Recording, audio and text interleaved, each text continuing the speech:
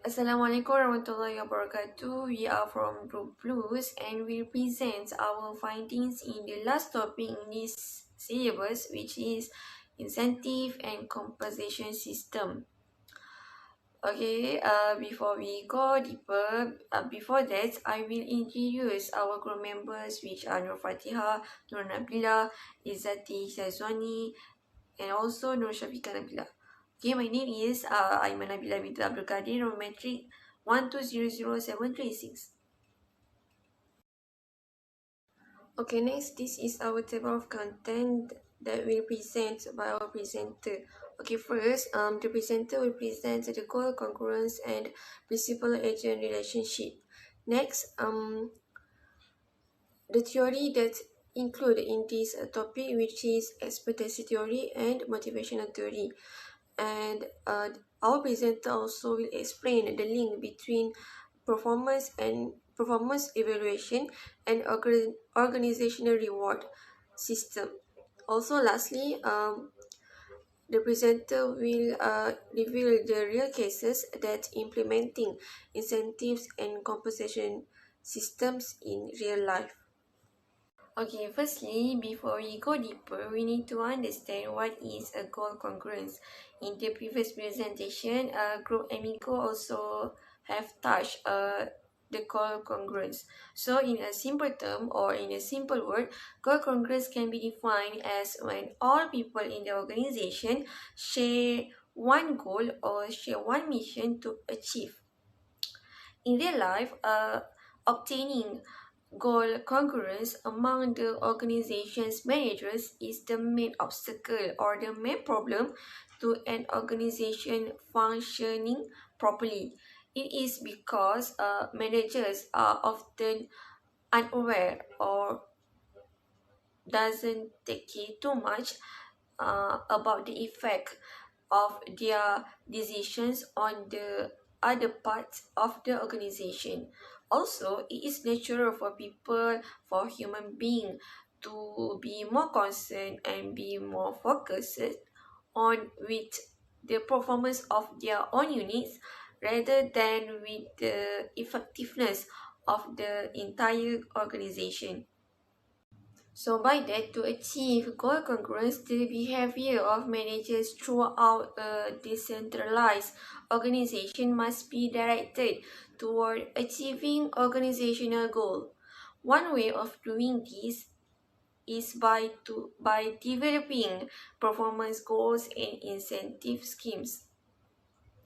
The performance goals are guidance or provide direction for managers of each unit in the organization and used by corporate management to evaluate and assess the performance of a particular unit and its manager. Meanwhile, incentive schemes are like a link or the connection between managers' achievement to managers' achievement to achieve the targets and how to provide them more motivation and work hard towards organization objectives and achieve goal congruence. Not only in obtaining the goal congruence, but incentives and compensation systems are important in the principal and agent relationship. The principal-agent relationship is an arrangement in which one entity legally appoints another to act on its behalf. In a principal-agent relationship, the agent acts on behalf of the principal and should not have a conflict of interest in carrying out the duty. The principal-agent relationship is expressed clearly through a written contract and or implied through an action. Here is a diagram that shows how the principal-agent relationship works.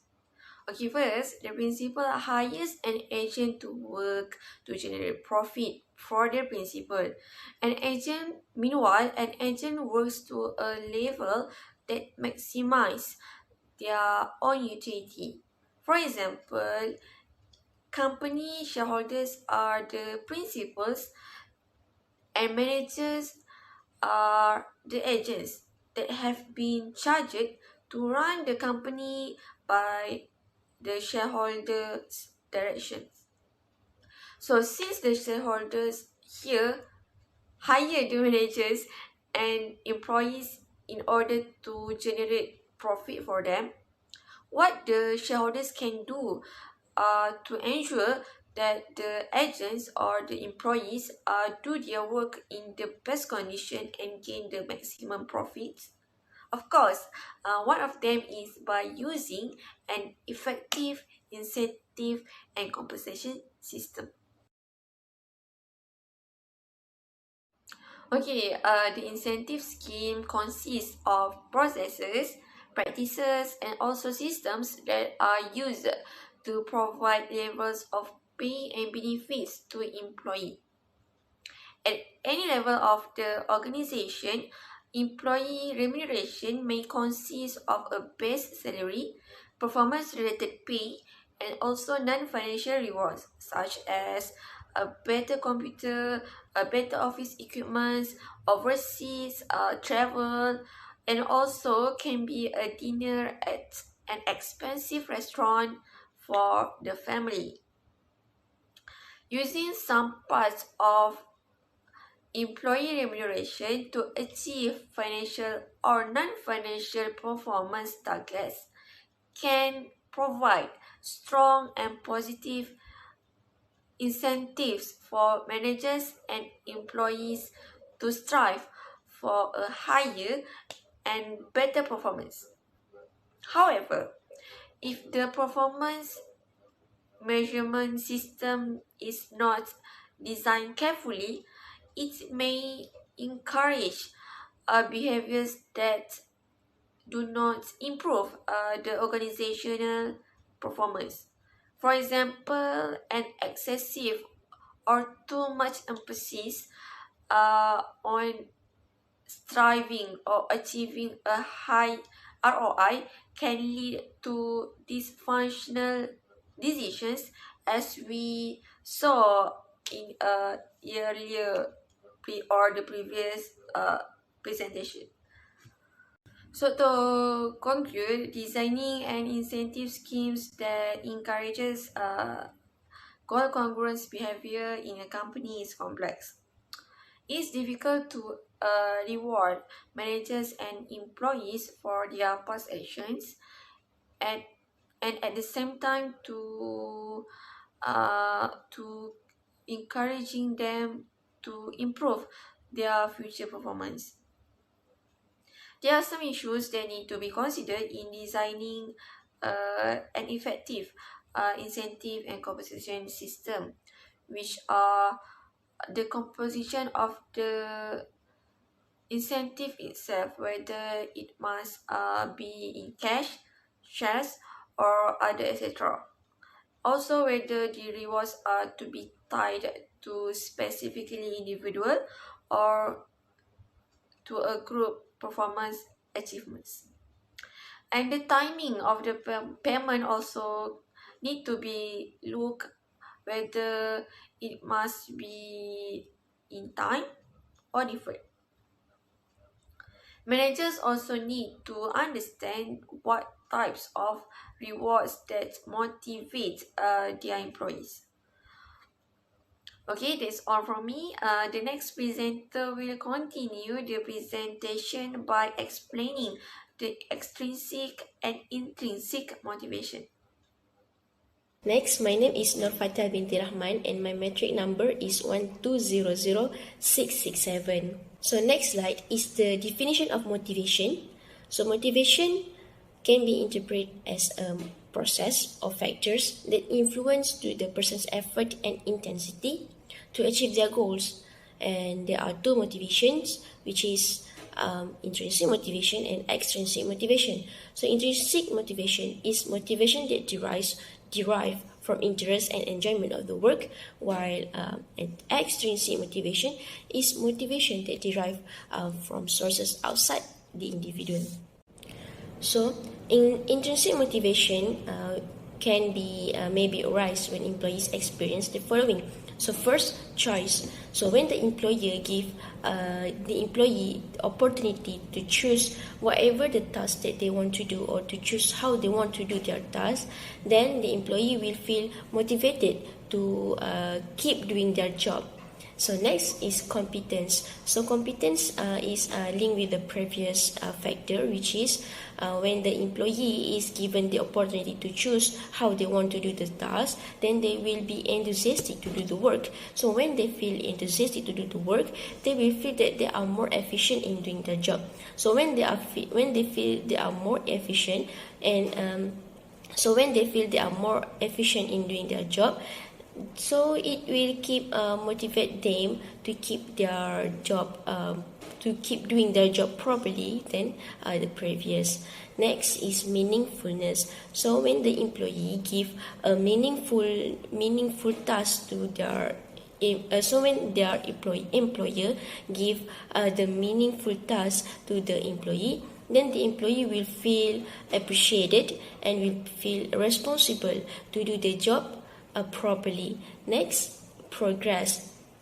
So when we talk about progress, of course, everyone, if they are concerned about their progress, it will motivate them. It will motivate them to do better than the work that they do before. So when the employee keep checking on their progress, then this action can motivate them to do their job better than before.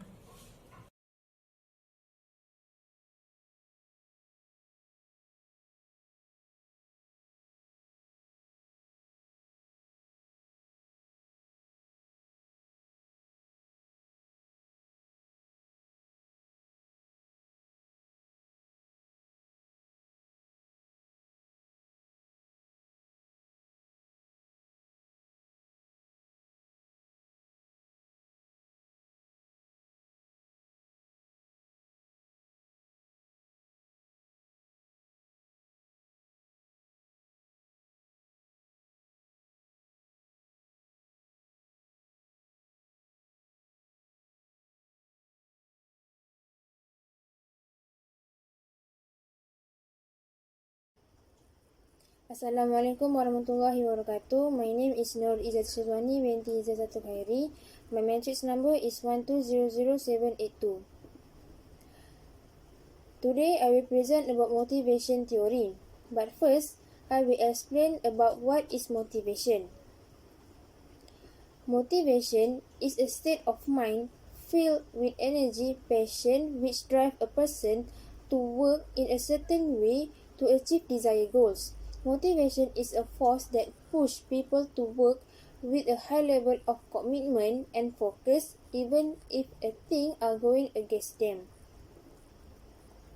In short, motivation is a driving force behind human action. For motivation theory is a way of looking at the motivation of person and how this influences their behavior, whether for personal or professional reason.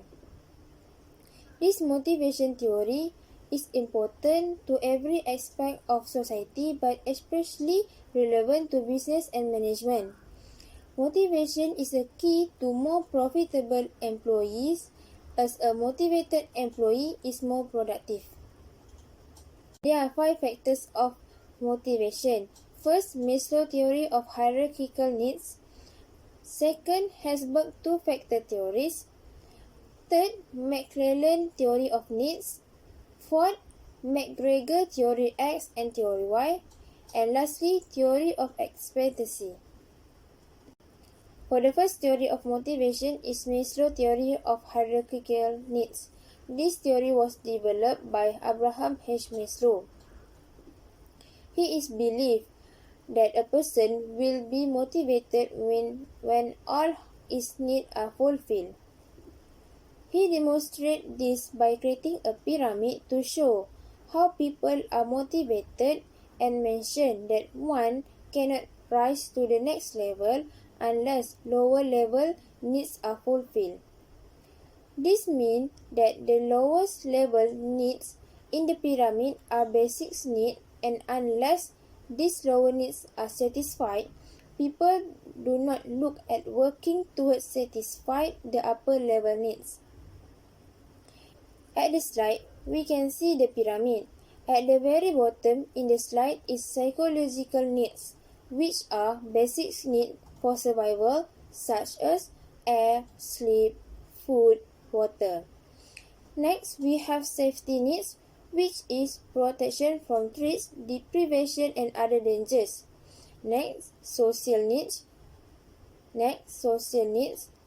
The needs for association, affiliation, friendship, and so on to bond with other human beings. Next, self-esteem needs. This is the needs for respect and recognition. And the top of the pyramid is self-actualization needs, which mean the opportunity for personal development, learning, and challenging work. For this theory, the leader will have to understand at what level the team members are currently and seek out to help them to satisfy those specific needs and accordingly work to help fulfill those needs.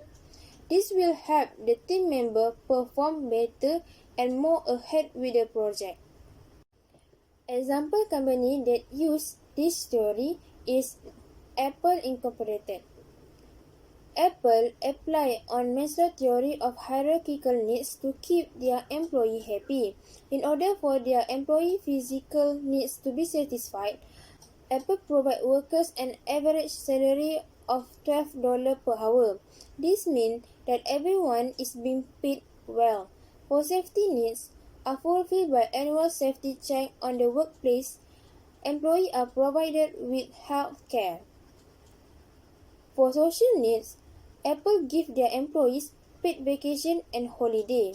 For esteem need, Apple praise its worker and give recognition when deserved. And lastly, for self-actualization needs can be achieved while working in the Apple as they give their employees challenging problems to be solved. For the second theory is Herzberg two factors theory. Herzberg motivation theory, which is also known as two factors or hygiene theory, is another one of the more renowned employee motivation theory. Herzberg classified the needs into two broad categories, which namely hygiene factors and motivating factors. For hygiene factors refer to a person's work environment, including working condition, wages, and workplace relation. To illustrate these hygiene factors, imagine that you are working in unpleasant work environment. Your office is too hot in the summer and too cool in the winter. You are being harassed and mistreated. You will certainly be miserable in such a work environment. However, if these problems are solved, you will be motivated to do your work. For motivation factors are referred to motivated an employee into higher performance. The typical motivated factors include achievement, interest in job, growth, and responsibility for tasks. Example company that use this theory is Google Incorporated. Google Incorporated is using this two factors theory concept in their company and to make sure the employee enjoy the working environment during their working time. The Google Incorporated has provided an awesome working place and benefit to their staff. Google Incorporated has applied the fun and laughter at working place. For example, Incorporated has prepared fun stuff around the office, including bowling alleys and giant climbing wall. Furthermore, the pool table and video game also available in many places to their staff to use. For the third theory is McClellan theory of needs. This motivation theory of management suggests that each person has three basic needs: the needs of power, achievement, and affiliation. For achievement, this person is motivated by success or achieving objective. They thrive on challenging situations and typically set themselves hard to reach a goal and want to excel at them. People with high needs for achievement prefer tasks that provide for personal responsibility and result based on their own effort.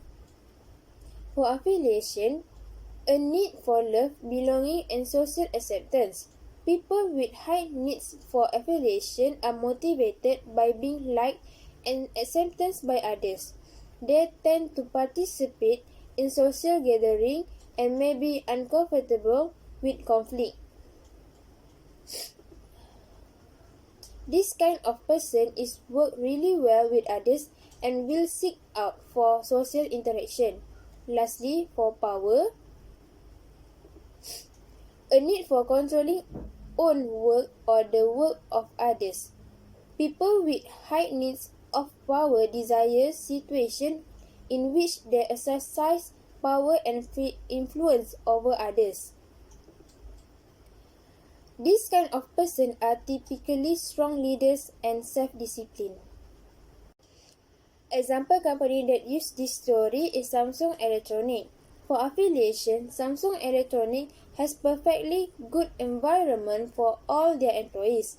It means that all the employees really enjoy working there and they're really motivated to going to work. With a good relationship between the employees, Samsung Electronics has many achievements in the past 20 years in electronic industry.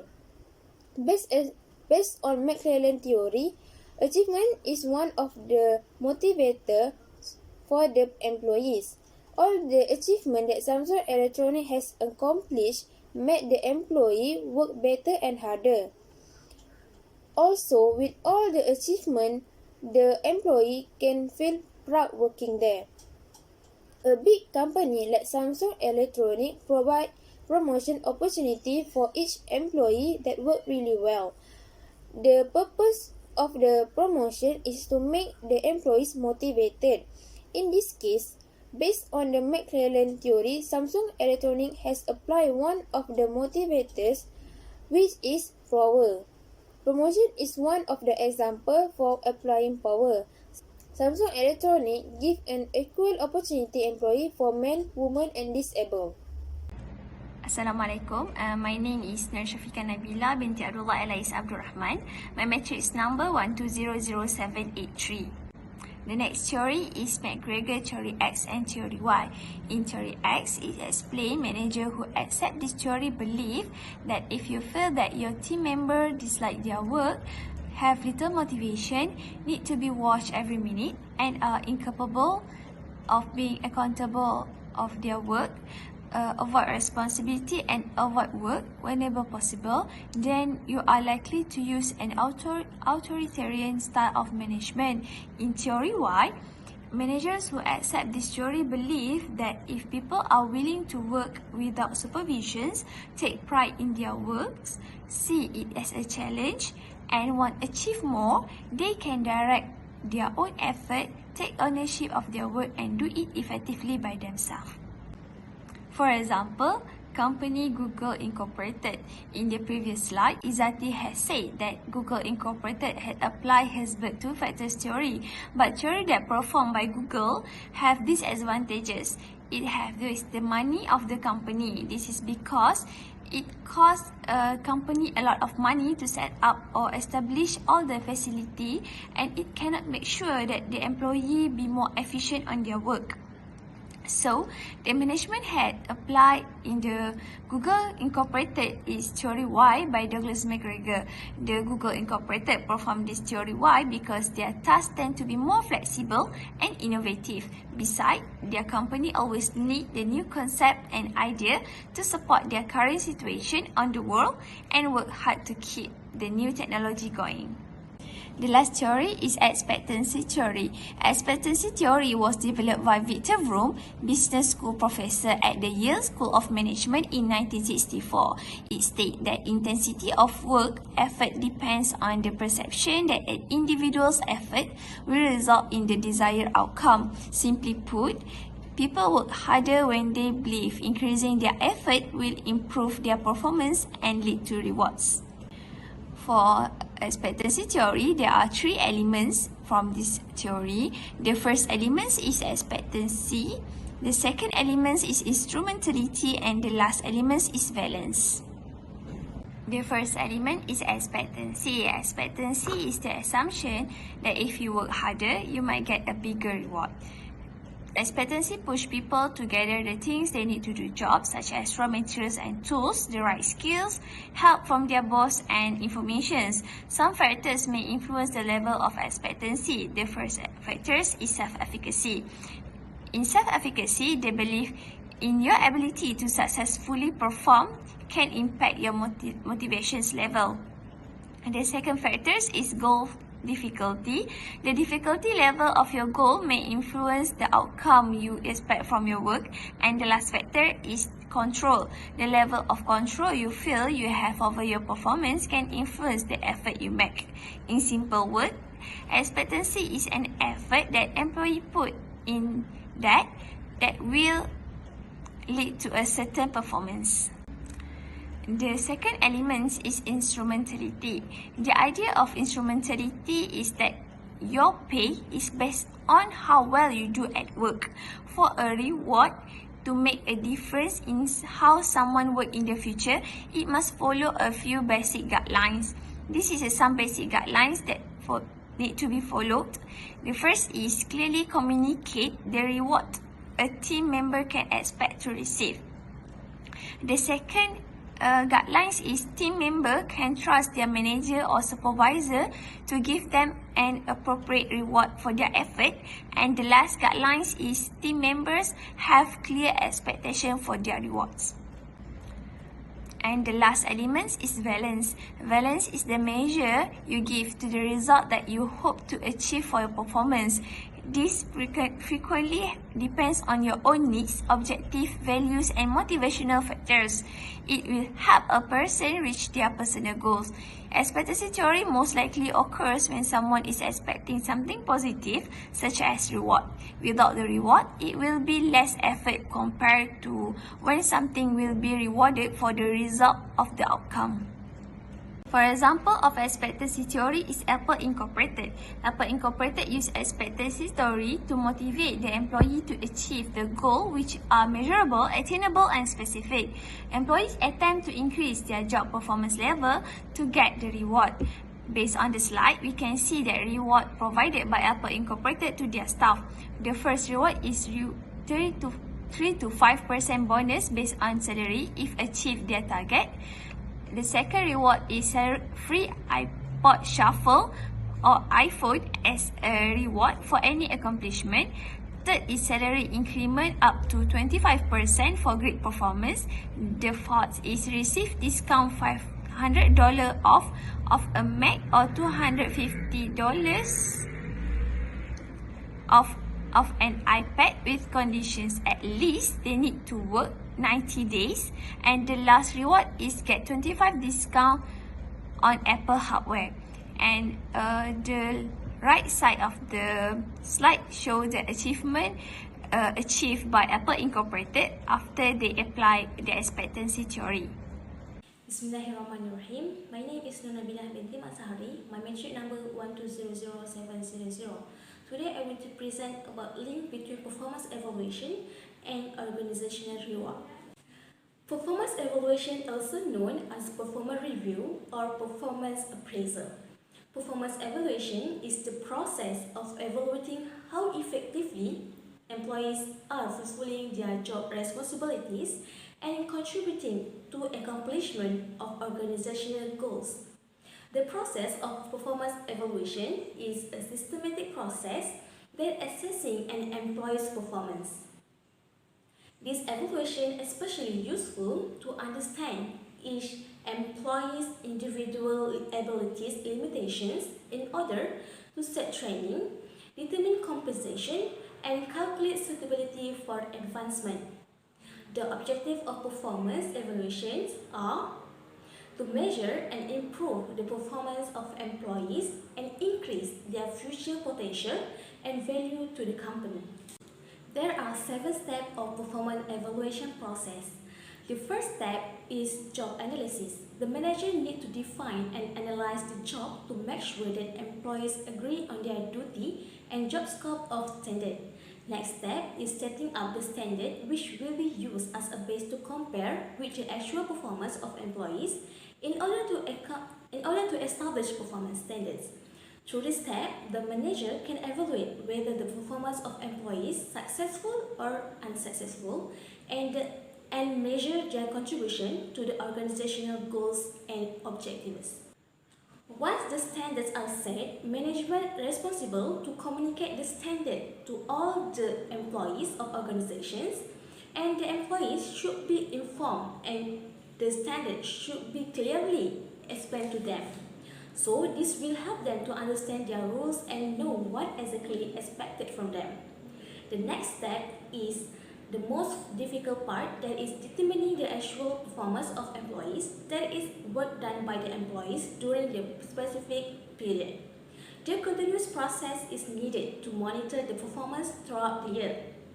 The manager should be careful during the evaluation and make sure that personal bias does not affect the outcome of process and providing assistance rather than interfering in employees' work. Next, matching actual with desired performance by comparing the actual performance and standard set. The result may be good and bad, which means the result can show that the actual performance being more than the desired performance or being less. They illustrate a negative deviation of organizational performance. This step including recording, evaluating, and analysis of data related employees' performance. Then, the result of the appraisal need to be discussed with the employees on one-to-one basis or discussion directly with each employee that focus on communication and listening. So, the discussion should be result a possible solution, positive attitude, and motivate employees to perform better. The last step of the process is to take decisions that can be taken either to improve the employee's performance, take necessary corrective action, or related HR decision such as reward, promotion, demotion, or transfer. There are 4 methods of performance evaluation. The first one is category rating methods, which is the simplest method for appraising performance, which requires a manager to mark an employee's level of performance on a specific form divided into category of performance. The second one is narrative methods, which the method writing appraisal information provided by the manager and HR about the documentation of critical incident, essay, and field review methods, which the records describe an employee's action rather than indicates the actual rating. The third method is comparative method that require managers directly compare the performance of their employees against one another. For example, a data entry operator's performance would be compared with other data entry operators by the computing supervisor. Comparative techniques include ranking, pair comparison, and force distribution. And the last method is behavioral or objective methods, that using behavioral rating approaches that focus on employees' behaviors instead of other characteristics, and use framework management by objective or MBO, which refers to a framework designed to manage businesses based on their needs and goals. The advantage of performance evaluation are firstly, career development. Performance appraisal measures employees' performance that allowing them to identify their points of strength and weaknesses. They help employees' personal growth as they will try to overcome their weaknesses and enhance their strengths. The second one is work achievement recognition, that performance evaluations give managers a chance to recognize employees who perform well during the evaluated year. Recognizing employees for their achievements build their morale, and employees with high morale are more productive. The third advantage are boost employee morale. When employees are happy and have good work-life balance, they are more likely to produce higher quality work. Employees who experience less stress are more focused, creative, and open to changes and new ideas. Less stressed employees also mean healthier employees. However, performance evaluation have disadvantages. The first one is bias, because managers to focus more on the personality and style of employees instead of the actual achievement. So, good employees will feel slight, which may cause tension in the workplace. The second disadvantage are one-sided feedback. If the performance review is one-sided, employees may feel as if their opinion doesn't matter. This may cause employees to shut down and refuse to communicate with the management in the future. So, the manager should listen to feedback presented by the employees and correct evaluations if employees make a valid point. Next, organizational reward system that refer to all the monetary, non-monetary and psychological payments or psychological needs of employees that an organization provides for its employees in exchange for work they perform. Objectives of the organization's reward system are, firstly, to support the goals of the organizations by aligning the goals of employees with the reward scheme that must be consistent with the strategy of the organization. Secondly, to motivate employees by giving praise at company meetings, promoting staff and raise staff involvement in decision making. The third one is to ensure that the organization is able to recruit and retain sufficient number of employees with the right skills. For example, a Microsoft company that offer remuneration to keep their staff as high staff turnover can lead to higher cost of recruitment and training of new staff. There have two types of reward scheme. The first one is base pay, or we call it as basic pay, that refer to the minimum amount that an employee receives for working for an organization, which this method addresses the lower level of Maslow's hierarchy. The scheme related to the psychological needs of employees like food, water, and rest. The second one is performance-related pay, that refer to generic term for reward system where payments are made based on the performance either of the individual or a team of employees. There have a few types of performance-related pay, such as piecework scheme, that a price is paid for each output. The higher the output, the more the employee receives. The second one is individual performance, that related pay scheme, where the employee receives a bonus or an increase in base pay as the previously agreed objectives or based on assessment by their manager. This reward system used for middle managers and for professional staff. Next is a group-related performance-related pay scheme. The scheme is similar to the individual, and the rewards are paid based on the achievement of goals. For the group, the bonus is calculated based on performance of the team and shares among the members of the team. The next, knowledge contingent pay, where an employee will receive a pay rise or bonus or both for work-related learning. For example, an ACCA candidate may receive a higher salary once he has passed all the knowledge level paper, and even higher salary after passing all his exams. Next is commission, that normally used for sales staff. The sales staff may receive a basic pay, but will then receive commission based on a percentage of the amount of their sale. Next, profit-related pay is a type of group performance-related pay scheme that link to the profit of the organization. If the company's profit hit a predetermined threshold, a bonus will be paid to all members of the scheme. Next is stock option plans. That under stock option plans, staff receive the right to buy shares in their company at a certain date in the future, at the price agreed to be. The advantages of organizational reward scheme are increased productivity of the employees, reduced number of complaints about the employees, and decline in employees turnover, which high turnover will effect increase in cost of labor to recruit new staff, and the last advantage is higher profit margins. Surely, performance evaluation and organizational reward have a positive relationship. We can see from the real situations such as that happen in insurance company. Insurance company is an insurance company that sells a range of insurance products, for example like motor and home insurance services that directly to the customer. Majority insurance sales are made through its contact center by contact center agent. The problem of insurance is the last 2 years, staff turnover rates in insurance contact center have increased significantly because they found better paid jobs with other companies. So that impact of high turnover of insurance contact center is loss of experienced contact center staff that could adversely affect the quality of service it provides to the customer. So, the problem can be handled by link between performance evaluation and organizational reward. The company set goals for the coming years that are to increase customer satisfaction and to improve staff retention.